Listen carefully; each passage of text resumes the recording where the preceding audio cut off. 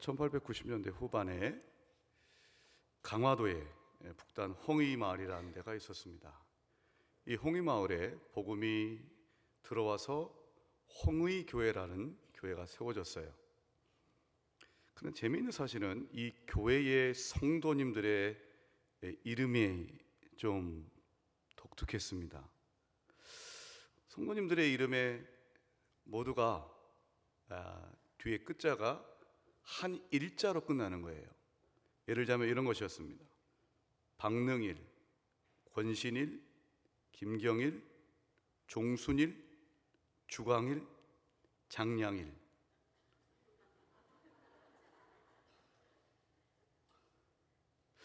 우연치고는 너무 이상하지 않을까요? 어떻게 사람 성도님들의 그 이름이 대부분이 끝에 다 한 일자로 끝날까? 이거는 우연이 아니라 거기에 내막이 좀 있었습니다. 홍의마을에 복음이 전해졌을 때 그 복음을 처음 받아들였던 분은 그 마을의 훈장 선생님이었습니다. 박능일 이분이었는데, 이분이 복음을 받아들이고 서당을 예배당 삼아서 교회를 시작했던 것이죠. 그러자 그 홍의마을 사람들이 훈장 선생님이 믿는 그 예수님을 믿게 되었습니다. 자, 예수 믿으면 세례 받아야죠. 그런데 이 세례를 받으면서 이분들이 어떤 생각을 하게 됐냐면, 세례라고 하는 것은 내가 예수를 믿음으로 옛 자아가 죽고 새롭게 태어나는 것을 의미하지 않겠습니까? 그러면 사람이 새로 태어나면 마땅히 이름을 짓잖아요. 그래서 이분들도 이런 논리에 따라서 이제 각자가 세례를 받으면서 이름을 갖자, 새 이름을 갖자, 이렇게 얘기가 됐어요. 근데 여러분 잘 아시다시피 이 카톨릭에서는 영세명이라고 해서 세례를 받으면 프란체스코 또는 베네딕토와 같은 나름대로 있던 이 그 서구의 성인이라든지 아니면 성경 속 인물을 영세명으로 받습니다. 자, 그런데 이 강화도 홍의마을 사람들은 그런 식으로 이름을 바꾸지 않고 한국의 전통 장명법을 따랐어요. 그래서 돌림자 전통이 있지 않습니까? 한국의 돌림자 전통이 있어요. 이 돌림자라는 것은 이제 한 가족, 친족을 의미하는 것이죠. 그래서 성은 조상에게 물려받았기 때문에 그대로 두고, 그리고 이름의 마지막 글자는 한날 한시에 세례를 받아 한 형제 자매가 되었다, 한 형제가 되었다라는 뜻에서 한 일자를 붙이기로 했습니다. 그리고 가운데 있는 글자는 자신이 희망에 따라, 예를 들자면 나는 우리 주님의 성령의 권능에 따라 살고 싶다, 그럼 능자를 붙이는 거예요. 성은 박씨예요? 그럼 방능일이 되는 거예요. 성은 권씨예요. 믿음에 따라 살고 싶다, 믿음이 강한 사람이 되고 싶다, 권신일 되는 거예요. 세상에 빗댄 사람으로 살고 싶다, 성은 주씨예요. 뭐가 될까요? 주광일, 이런 식으로 되는 거예요. 굉장히 흥미롭죠? 근데 이런 계명 현상이 있었는데 여기에 그치지 않고 강화도 여러 군데로 이제 확대해 갔다고 합니다.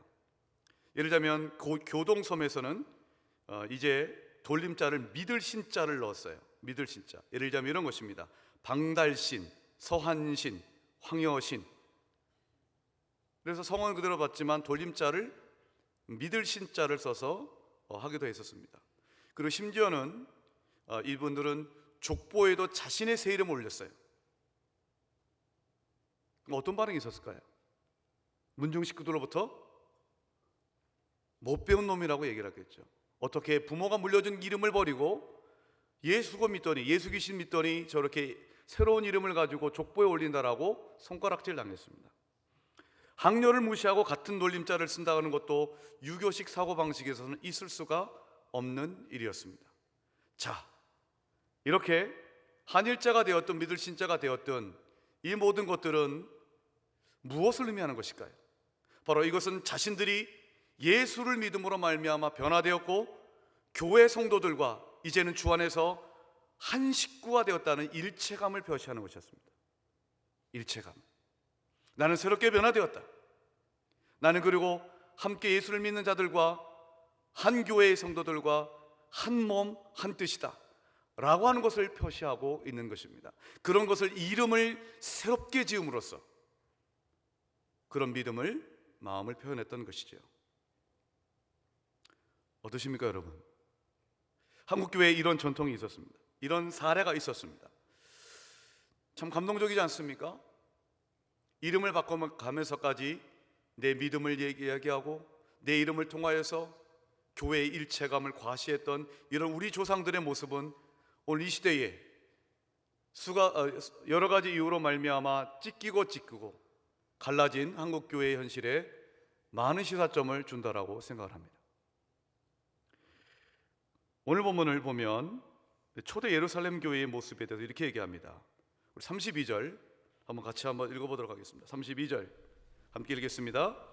믿는 무리가 한 마음과 한 뜻이 되어 모든 물건을 서로 통용하고 자기 재물을 조금이라도 자기 것이라 하는 이가 하나도 없더라.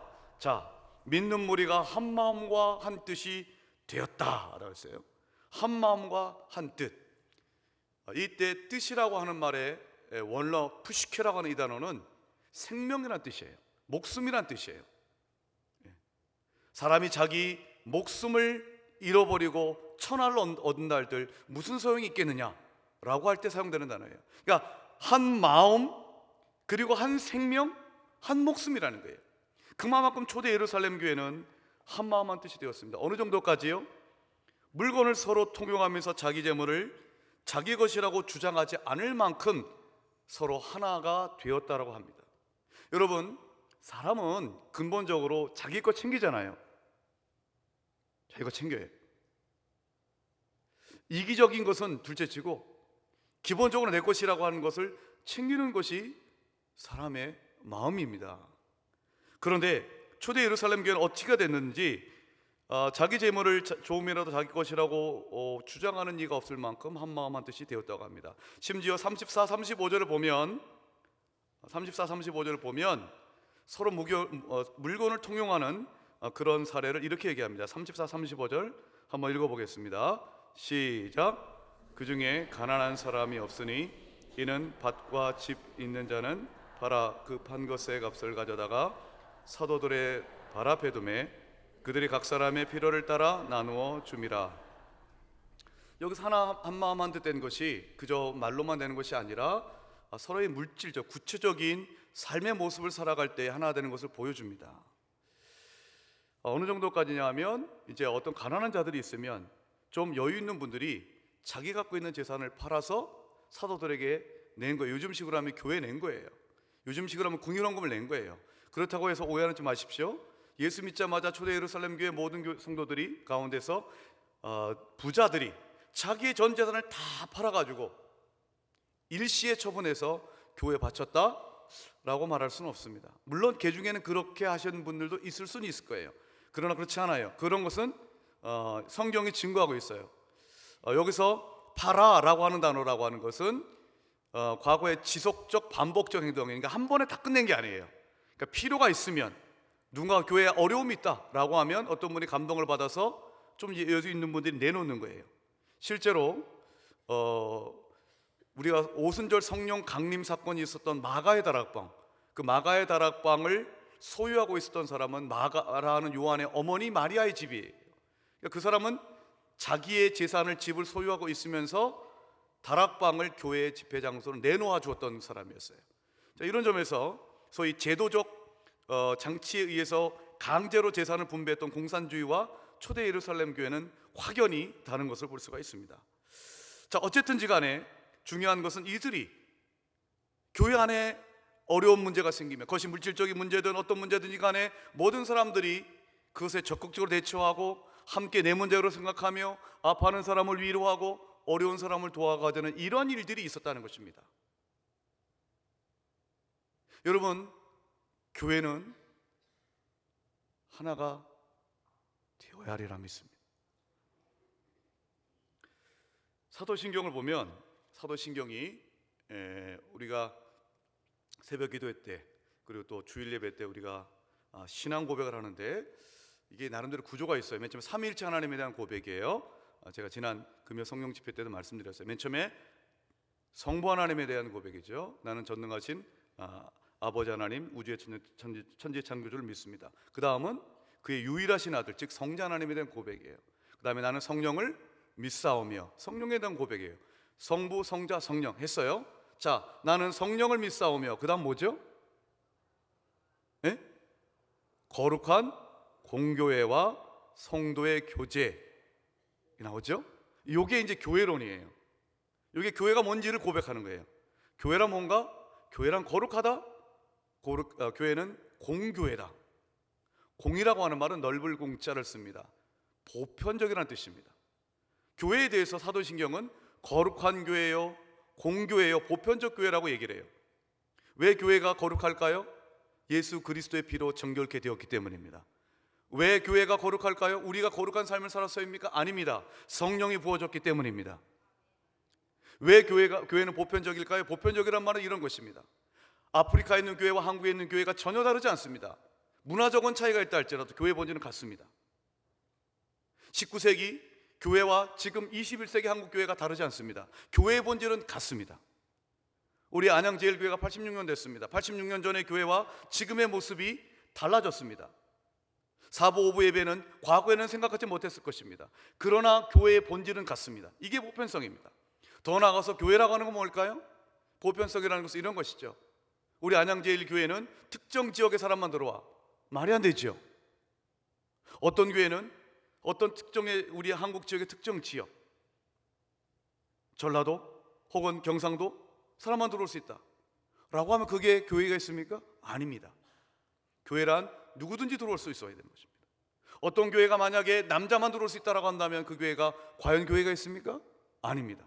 어떤 교회가 만약에 부자만 들어올 수 있다, 소득 연봉 1억 이상만 내는 사람, 버는 사람만 들어올 수 있다, 그것이 교회일까요? 아닙니다. 교회는 보편적입니다. 교회는 그런 차별이 있어서는 안 되는 것이죠. 자, 이것이 교회의 공교회의 모습이라고 하는 것입니다. 그런데 사도신경에는 구체적으로 언급이 되어 있지 않지만, 그러나 소위 니케아 콘스탄티노폴 신조라고 하는 또 다른 교회의 유명한 신조가 있어요. 사도신경과 더불어 거기에는 교회를 네 가지 속성으로 얘기해요. 한번 절 따라해 보시죠. 교회는 하나다. 교회는 보편적이다. 교회는 거룩하다. 교회는 사도적이다. 이 네 가지.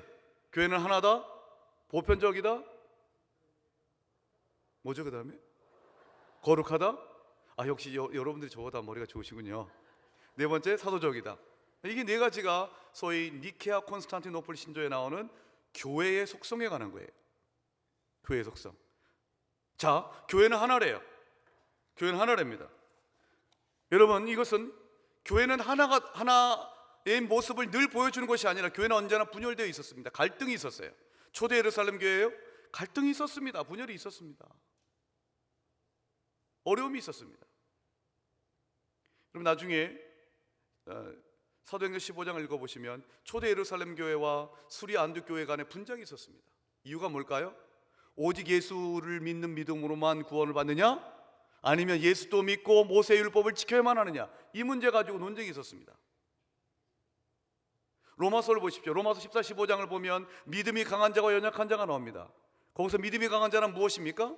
예수 믿고 어떤 음식도 먹을 수 있는 자를 의미해요. 그럼 어떤 음식도 먹지 못하고 어떤 음식도 못 먹나? 생각할 수 있겠는데, 그 당시에 예수 믿는 유대인들은 어떤 게 있었냐면 어릴 때부터 음식 정결법이라고 하는 것에 굉장히 영향을 많이 받았었어요. 아무나 먹으면 안 돼요. 무엇을 어떻게 누구와 먹느냐, 이것이 식탁 정결법, 음식 정결법의 핵심이에요. 그래서 레위기를 보면 이건 먹어도 되지만 이건 먹으면 안 돼, 이런 거 있죠. 그래서 지금도 유대 사람들은 코셔라고 해서 그런 레위기에서 규정한 먹어도 되는 음식만 먹어야 돼요. 근데 다른 걸 먹으면 안 돼요. 예를 들면 유대인들, 또 이슬람교도들 마찬가지지만 돼지고기 먹으면 아주 죽는 줄 압니다. 굉장히 그런 까다롭습니다. 이런 문제에 대해서 로마 교회 안에는 예수 믿고 어떤 음식도 먹을 수 있다라고 생각했던 사람이 있어요. 이 사람들은 믿음이 강한 자들이에요. 그 사람들은 원래 사실은 이방인들이에요. 이방인들은 원래 그런 식탁 정결법에 저촉되지 않기 때문에 아무런 거리낌이 없었어요. 근데 유대인으로서 어릴 때부터 이런 건 먹어도 돼, 이걸 먹지 말아야 돼 라고 하는 그런 교육을 받았던 유대인들이 예수 믿고 난 다음에도 여전히 음식 정결법을 지켜야 되나? 라고 하는 고민이 있었어요. 거기에 대해서 믿음이 강한 자, 즉 예수 믿고 어떤 음식도 먹을 수 있다라고 생각하는 사람들이 예수 믿었음에도 불구하고 음식에 있어서 이건 먹어도 되지만 이것도 먹을 수 없다라고 생각하는 사람들을 비난했어요. 이게 로마 교회의 분열의 문제였어요. 이와 비슷한 문제가 고린도전서 8장부터 10장에 나와요. 우상에 바친 제물의 문제예요. 이런 모든 것들이 뭘까요? 소위 말하는 사도행전에 나오는 초대 예루살렘 교회나 바울이 세운 교회나 모든 교회에 분열이 있었어요. 심지어 고린도 교회는 부자와 가난한 자의 이 성찬식을 따로 했어요. 그만큼 분열이 있었어요. 그럼에도 불구하고 어떻게 교회가 하나라고 말할 수 있을까요? 이유는 한 가지입니다. 교회는 삼위일체 하나님은 한 분이시고 성령도 하나이시고 그 예수님도 한 분이시고 그리고 성령이 하나 되게 하셨기 때문에 교회는 하나라고 선포합니다. 그리고 그 성령이 하나 되게 하신 것을 힘써 지켜나가야 된다라고 말하는 것입니다. 근데 우리는 찢겨졌습니다. 갈라져 있습니다.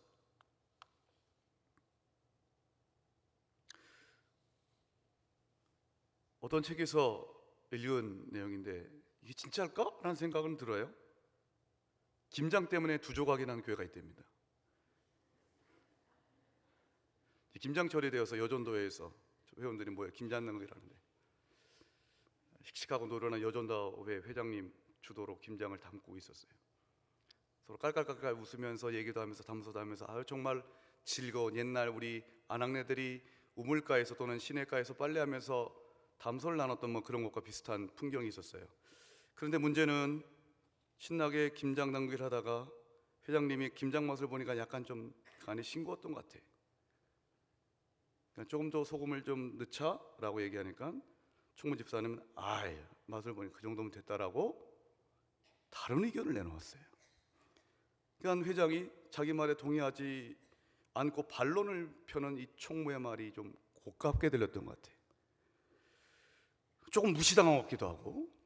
그래서 회장이 조금은 엄성을 녹화하면서 그래도 소금을 더 넣어야 봄에 시지도 않고 간이 맞는다 라고 주장을 하셨어요.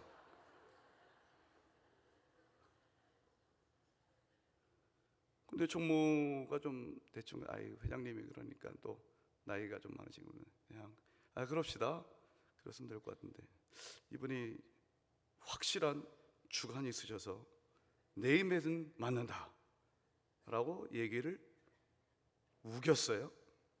근데 자존심이 또 상했죠. 회장님이 나이 많으신 권사님에게 동의를 얻는 거죠. 권사님 어떠세요? 권사님의 입맛에 좀 싱겁지 않아요? 그랬더니 권사님 어떤 권사님은 그 회장님하고 친한 권사님 내가 보기에도 좀 싱거운 것 같아. 그러니까 또 이제 그 총무 집사님은 또 다 자기 동조 세력을 구하는 거죠. 권사님은 어떠세요? 뭐 총무님만도 괜찮네라고 하면서 평상시에 친분 관계에 따라서 이 김장 맛이 싱겁다 괜찮다라고 양분되는 것이었습니다. 그랬더니 이것이 점점 두 사람의 싸움이 아닌 이 두 사람을 중심으로 한 세력의 대결이 됐어요. 그리고는 김장터가 이제는 김장하는 걸 다 내놓고 서로 삿대질하면서 싸우기 시작했답니다. 문제는 여기서 그치지 않고 여전도회 회장의 남편인 장로님의 남편, 총무집사님의 남편 안수집사 회장님, 남자들의 싸움으로 확전이 되었다고 합니다. 그래서 교회가 썰렁하고 두 편으로 날라졌대요. 제가 근데 여러분 이런 이야기가 현실에서 정말 없을까요? 우리가 정말로 교회 나가면서 우리가 과연 이 남북 통일의 문제를 가지고 어떻게 통일을 접근해야 될 것이냐 이런 문제를 가지고 우리가 이견이 나눠진다기보다는 바로 제가 지금 말씀드렸던 이 김장의 간을 조금 더 짜게 되느냐만 이런 사소한 문제를 가지고 사실은 갈라집니다. 우리 감정의 앙금이 있습니다. 없습니까? 있습니다. 교회 와서도 얼굴 잘 안 봅니다. 솔직히 있습니다. 목회자들도 많이 그런 거 있습니다. 여러분, 우리 안양제일교회도 그런 모습들이 없다라고 부인할 수 없습니다. 그런데 정말로 하나님이 원하시는 교회가 뭘까요? 우리가 꿈꾸는 교회가 뭘까요? 정말로 하나님께서는 안양제일교회가 어떤 교회가 되기를 원할까요? 오늘 말씀에 보면 재물을 서로 나누기는커녕 그것은 둘째 쳐놓고 정말 그런 사소한 부분에 있어서라도 우리가 한마음 한뜻이 되어서 좀 더 내가 양보하고 좀 더 내가 죽음으로써 하나가 되는 교회를 원하지 않으실까요? 그런 얘기 들어보셨습니까, 여러분? 배추는 7번 죽는답니다. 7번. 첫 번째, 배추는 땅에서 뽑힐 때 한 번 죽습니다. 배추는 두꺼운 칼로 쪼개지고 갈라지면서 2번 죽는다고 합니다.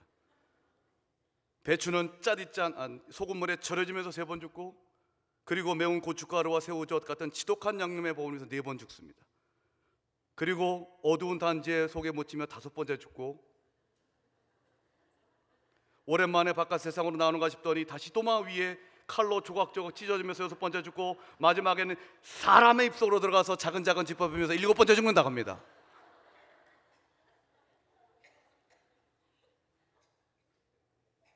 그래서 맛있답니다.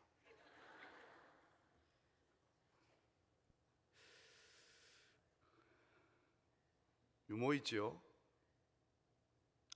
여러분, 우리가 겉절이처럼 뻣뻣하다면 다시 한번 우리가 내가 그리스도 안에서 십자가에 못 박혔나니 내 자신이 자기를 부인하고 그리스도 안에서 내가 이미 옛자가 죽은 존재임을 주님 앞에서 기억하며, 주님 오직 십자가만을 묵상한다는 게 뭘까요? 내가 그리스도와 함께 십자가에 못 박혀 죽었다는 거예요. 나는 옛자는 죽었어요. 근데 날마다 오히려 내 자가 부활하고 있어요. 우리의 어쩔 수 없는 현실이에요. 어쩔 수 없다는 게 우리의 연약한 현실이에요. 그렇기 때문에 우리에게 기도의 영을 부어주셔서 성령께서 우리를 하나 되게 하시고 성령께서 우리의 마음을 주정하여 주셔야 될 줄 믿습니다. 그래서 다음 주부터 잘 나오셔야 돼요, 여러분들이. 기도의 영을 부어줘서 우리가 하나 되고, 기도의 영을 부어줘서 기도할 때 우리 마음 가운데 있는 모든 감정의 앙금들이 다 사라지고 정말 우리 안에 성령이 하나 되게 하신 것을 기억하며 지켜나가는 하나 되는 교회가 될 수 있길 주의 이름으로 축원합니다. 자, 마지막 이 질문을 한번 던지겠습니다. 자, 그렇다면 어떻게 이들은 초대교회 성도들은 한마음 한뜻이 될 수 있었을까? 재물을 서로 통용할 만큼 한마음 한뜻이 될 수 있었을까? 그 연유가 어디 있을까? 오늘 본문 33절을 한번 같이 읽어보겠습니다. 33절 함께 읽겠습니다. 시작.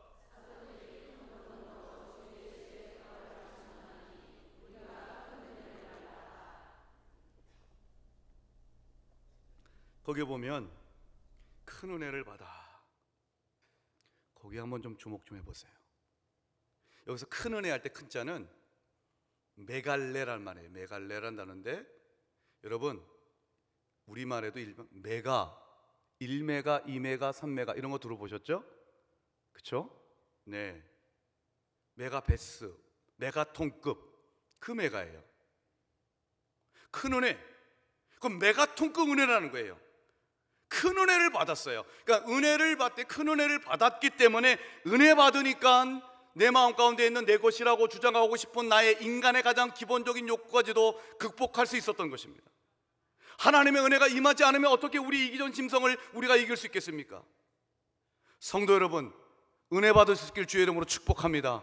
은혜도 메가톤급 은혜가 여러분 가운데 임하길 주의 이름으로 축복합니다. 그 은혜를 받아야만이 우리 마음 가운데 있는 모든 우리의 이기적이고 우리의 연약하고 우리의 여전히 죄악된 본성들, 쓴뿌리들이 다 사라져서 정말로 하나와 한마음 한뜻이 될 줄 믿습니다. 비결은 은혜입니다. 은혜를 받으셔야 됩니다. 은혜를 받으셔야 됩니다. 여러분, 다른 사람들 돕고 섬기는 것은 휴머니즘에 의해서도 가능할 수가 있어요. 어떤 사람은 예수 안 믿는데도 누군가를 잘 도와요. 예수 안 믿는 사람들은 이기적으로 살아가는 거 그렇지 않아요. 그들 가운데도 나눔을 잘하고 기부도 잘하는 사람이 있어요. 그런데 우리 믿는 자들에게 있어서 정말로 우리가 정말로 내 것으로 주장하지 않으면서 한마음 한뜻 되고 서로를 위로하고 정말로 서로의 필요를 채워주고 보살펴주는 이 아름다운 하나 되면 우리는 하나님의 은혜를 받을 때 가능한 겁니다. 그래서 은혜를 삼아줘야 됩니다.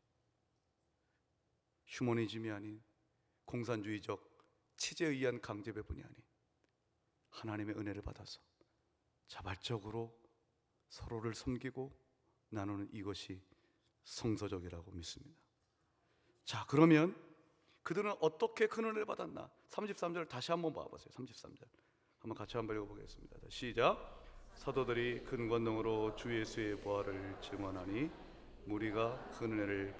자, 사람들이 큰 은혜를 받았을 비결은 뭔가 하면 사도들이 큰 권능으로, 여기도 큰이란 말이 나와요. 권능도 그냥 권능, 큰 권능이에요. 그것은 말씀의 권능이요 이적을 행하는 권능이었을 것입니다. 이러한 능력을 행하자, 그리고 그들의 증언의 내용은 주 예수의 부활을 증언했어요. 그 사람들이 사도들을 통해서 이루어지는 놀라운 하나님의 말씀의 능력을 경험합니다. 사도들을 통해서 일어나는 귀한 이적을 경험합니다. 그걸 통해 큰 은혜를 받는 거예요. 그러면서 새로운 영적 세계를 보는 거예요. 야, 이런 세계가 있구나. 하늘이 열리는 것입니다. 무엇이 진리고 무엇이 생명인지 그들이 보게 되는 것입니다. 초대 예루살렘 교회는 그랬어요. 먼저 성령 충만함을 받았던 사도들이 하나님의 영이신 성령의 능력에 따라 하나님의 말씀을 담대히 선포하고 그들이 하나님의 도우심에 따라 이적을 행하고 사람들이 치유의 역사와 회복의 역사가 일어나자 그것을 보자, 내 눈으로 똑똑히 보자 사람들이 은혜를 받는 거예요. 저는 우리 안양제일교회에 말씀의 권세, 그리고 하나님의 놀라우신 성령의 능력이 나타나서 치유와 회복의 역사가 나타나길 주의 이름으로 축복합니다. 귀로만 듣고 그저 지식으로만 그치는 것이 아니라 새벽 기도 때 제가 마가복음 강해를 통해서 말씀드렸던 것처럼 권세 있는 세계온, 권위 있는 세계온, 능력 있는 말씀, 성령의 능력이 우리 한양제일교회 가운데 있어서 이게 살아있는 말씀이구나, 이것이 살아있는 예배이구나. 여러분, 그래야 은혜를 받죠. 그래서 큰 은혜를 받아야 우리가 나 자신을 죽일 수 있는 것입니다. 안양제일교회는 큰 권능으로 성령의 역사가 나타나는 교회가 될 줄 믿습니다. 마지막으로 이들이 사도들이 증언했던 것은 예수의 부활이라고 했습니다. 부활이 무엇입니까? 죽음 가운데서 생명을 얻는 것입니다. 특별히 큰 무리가 은혜를 받았고 큰 은혜를 받을 수 있었던 비결은 그들이 새로운 생명, 즉 부활의 권능을, 부활하신 예수님을 만났기 때문입니다.